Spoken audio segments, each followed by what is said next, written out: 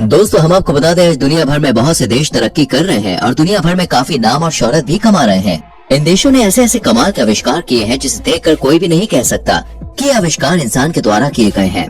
आज के समय में टेक्नोलॉजी इतनी आगे बढ़ गई है कि हमारे काम पलक झपकते ही पूरे हो जाते हैं और यही सब करने का जज्बा हमारे देश हिंदुस्तान में भी है। हमारे देश ने भी दोस्तों बहुत तरक्की कर ली है और बहुत ज्यादा तरक्की अभी बाकी भी है। आपको हम बता दें, हमारा इंडिया इस वक्त एक गोल्डन एज पर है। अब आप सोच रहे होंगे ये गोल्डन एज क्या है।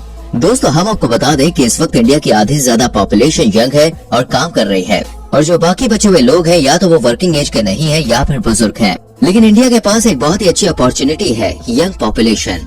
जी हाँ, ऐसा कहा जाता है कि जिस देश में काम करने वाले लोगों की संख्या ज्यादा होती है उस देश में तरक्की और विकास भी बहुत जल्दी होता है। जैसे कि आप जापान को ही ले लीजिए।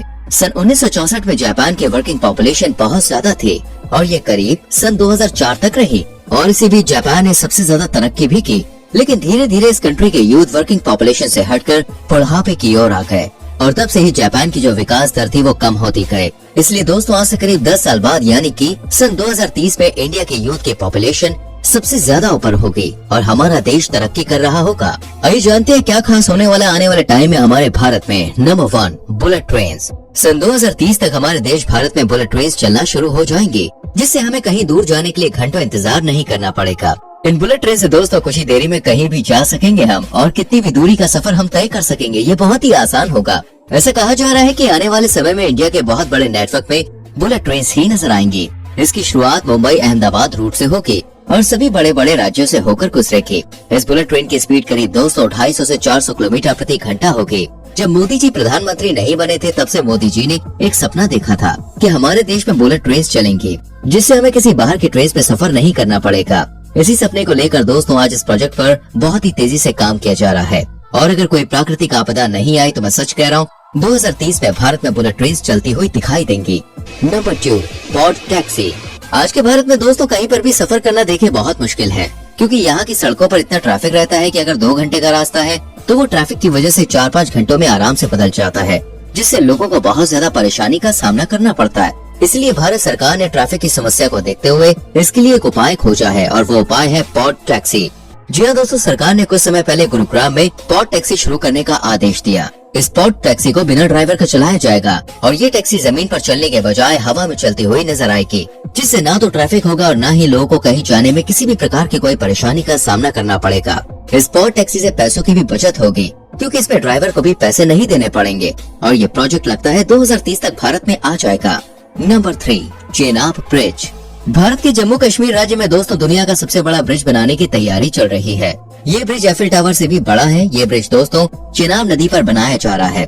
इस ब्रिज के बारे में बहुत ही इंटरेस्टिंग बात बताने वाला हूँ, लेकिन पहले वीडियो को लाइक कीजिए। कर दिया, थैंक यू। अच्छा देखिए दोस्तों, इसकी लंबाई करीब 315 मीटर होगी और ऊंचाई की बात करें तो वो होगी करीब 359 मीटर। इस ब्रिज को दोस्तों इतना पावरफुल बनाया जा रहा है कि किसी भी प्राकृतिक आपदा को भी झेल सकता है।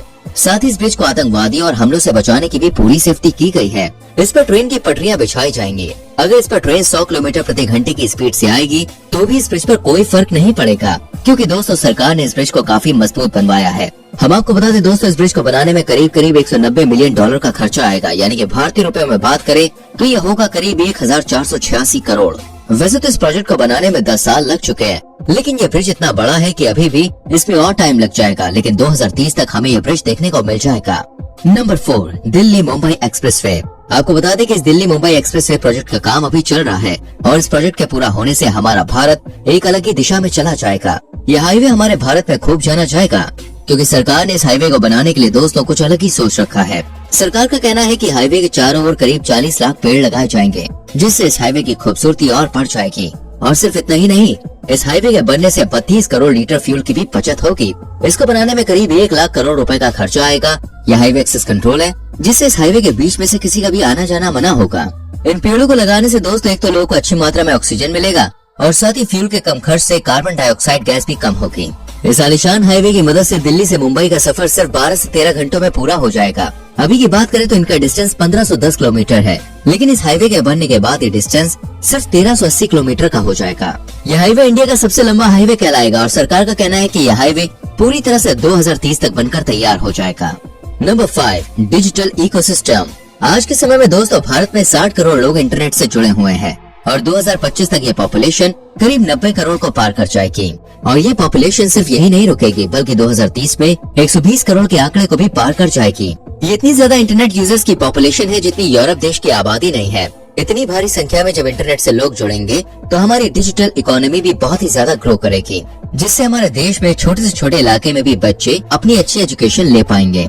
और आने वाले लोगों का दिमाग दोस्त इतना तेज होगा कि हम किसी भी बाहर देश से कोई चीज मंगाने या किसी देश से मदद लेने की जरूरत नहीं पड़ेगी, क्योंकि इंटरनेट के थ्रू बहुत से लोग एडवांस हो जाएंगे और नई नई तकनीक का इस्तेमाल करेंगे। इस इंटरनेट के जरिए बहुत से लोग अपने अपने रोजगार बेहतर कर सकेंगे। साथ ही ई कॉमर्स, बैंकिंग, ये सेक्टर्स बहुत ही ज्यादा तरक्की करेंगे, क्योंकि दोस्तों आने वाले समय में हर चीज ऑनलाइन हो जाएगी। इन सारी चीजों से हमारा पूरा इकोसिस्टम ग्रो करेगा। ये सब हमें देखने को मिलेगा सिर्फ 2030 तक। नंबर 6, गरीबी को दूर करने के तरीके।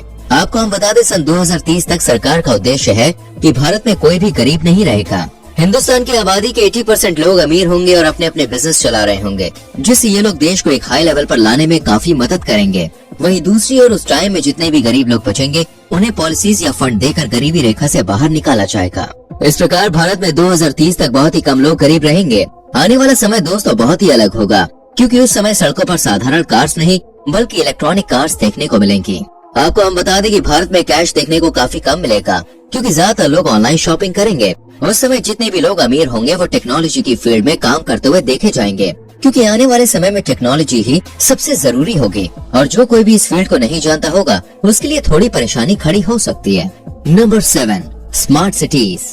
इन स्मार्ट सिटीज के बारे में जानने से पहले अगर आपने अभी तक हमारी वीडियो को लाइक नहीं किया है तो जल्दी से वीडियो को लाइक करते हैं। तो चलिए फिर देखते हैं 2030 में कौन कौन सी सिटीज देखने को मिलेंगी और ये कैसी होंगी।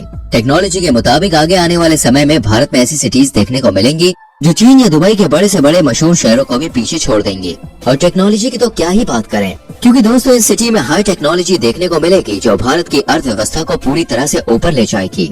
इस प्रकार भारत में भी बहुत से लोग सिर्फ और सिर्फ इन खूबसूरत और महंगी सिटीज को देखने आएंगे। वैसे तो भारत में इंटरनेट यूजर्स की संख्या भी बहुत कम होगी और सोशल मीडिया पर भी ज्यादातर इंडियन ही देखने को मिलेंगे और हर जगह देखेंगे तो सिर्फ भारतीय और उनकी गजब की टेक्नोलॉजी।